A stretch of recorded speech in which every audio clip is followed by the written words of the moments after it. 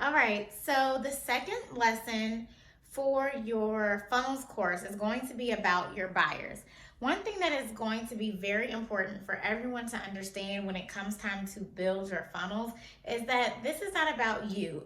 Yes, I want you to build funnels so that you can gain freedom and flexibility in your business. It will save you time because you will have an automated systems that basically run as a 24/7 sales team for you. But what you need to know is that these funnels are really about your customers.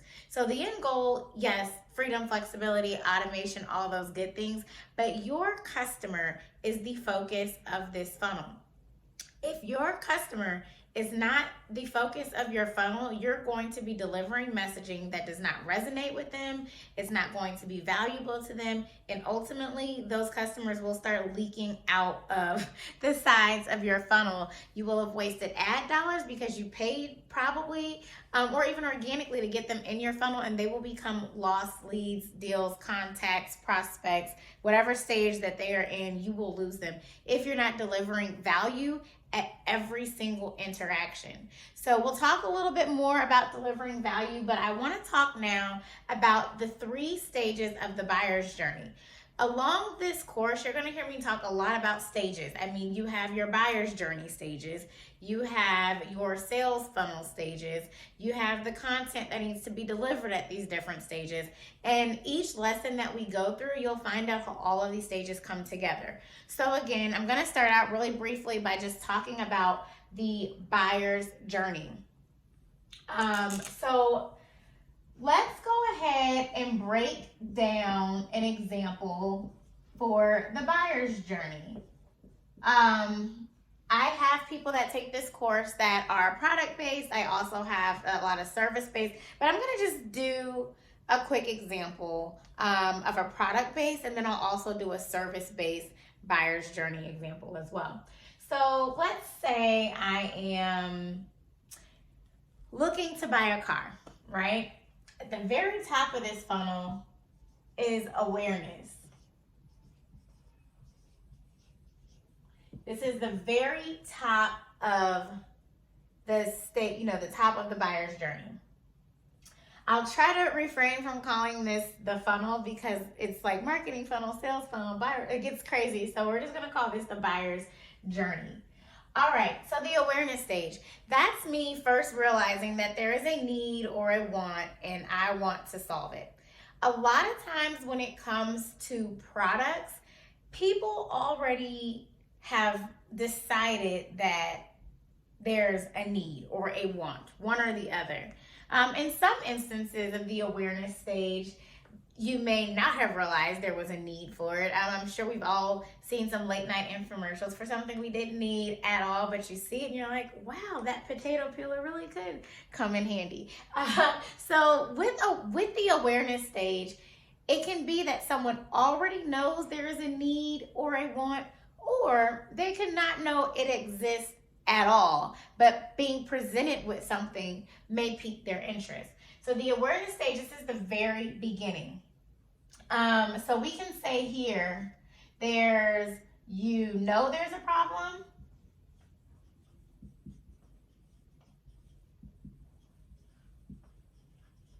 And I'll say no, there is a need or want.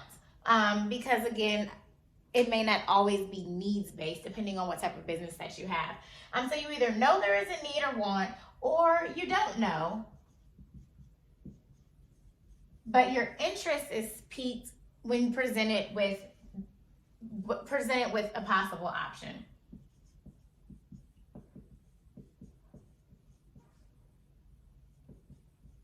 So interest can be gained.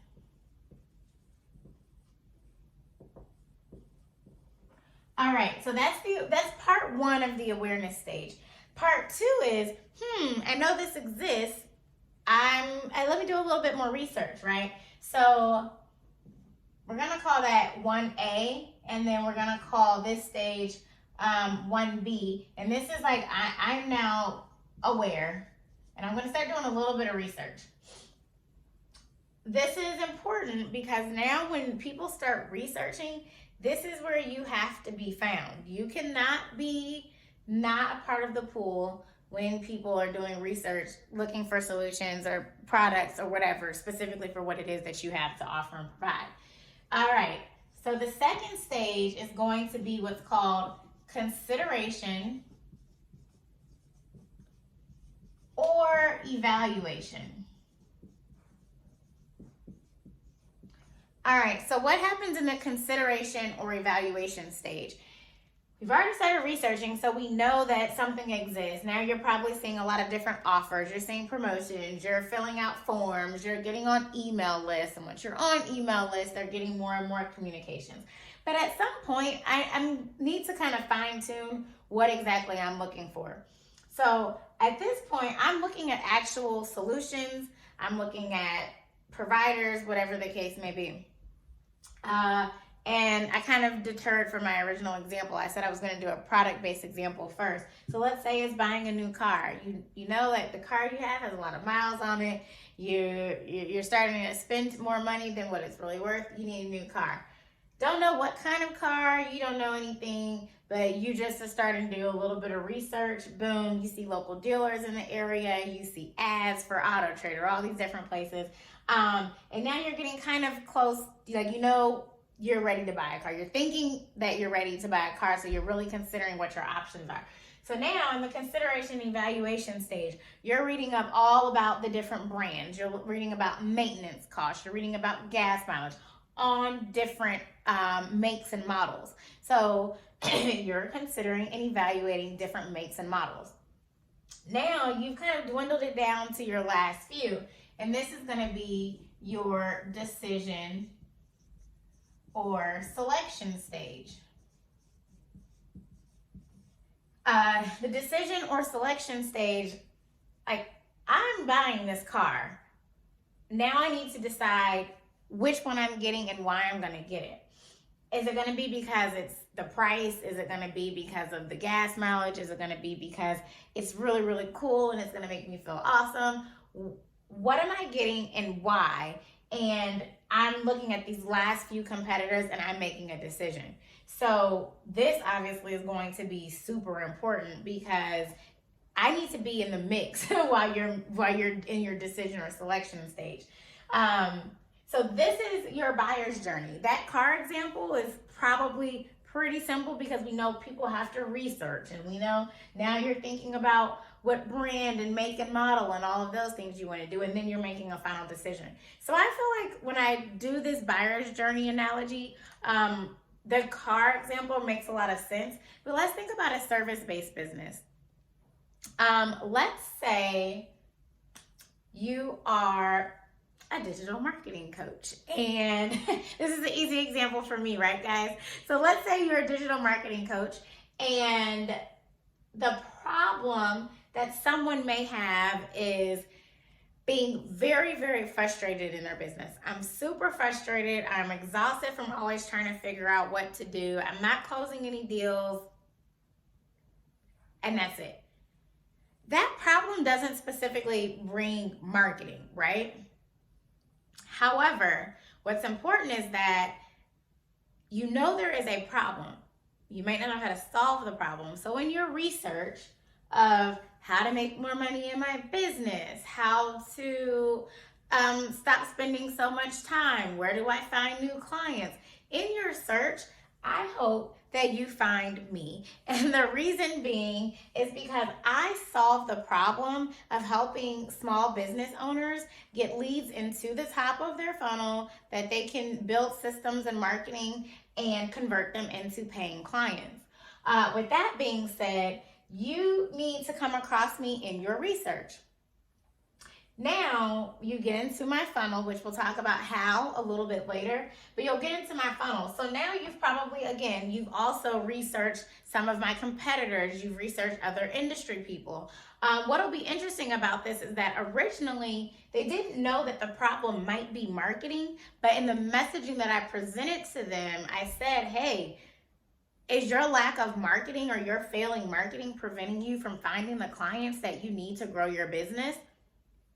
That might pique their interest.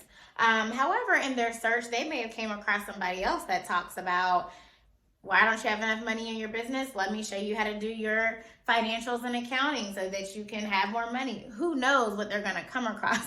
But now they're kind of in different funnels for different businesses, different industries. But anybody that now I'm kind of up against in this consideration or evaluation stage is very important. You're wanting to know what type of solutions, how does my solution help? What are some reviews and testimonials, things of that nature? Super important. Now I know I really like this person. She's showing her personality. I've got these case studies. I watch these videos. I think that I could work with her. But now I need to make a decision or a selection. It may not matter how much you love me if I'm just totally out of your budget. Or it may not matter how much you love me if I have a DIY course and you hate doing online courses. So there's going to be a decision or selection stage. Again, is it based on price? Is it based on value? Is it based on how quick you're going to see results? And so that is what the buyer's journey looks like. Coming up, you're going to be learning about how you're going to identify who your actual buyer is and the importance of this journey. Again, at the center of everything we do in marketing, it needs to be about your customers. So I hope that this is clear, the 3 stages of the buyer's journey. Again, we're starting at the top with awareness, consideration and evaluation, and then the decision or selection stage. If you have any questions, just feel free to shoot me an email. You can navigate back to the home tab, and I've got my email address and social media information there. So I hope that this is helpful, just in kind of giving you some clarity around how your buyers are actually beginning to make a purchase. Thanks.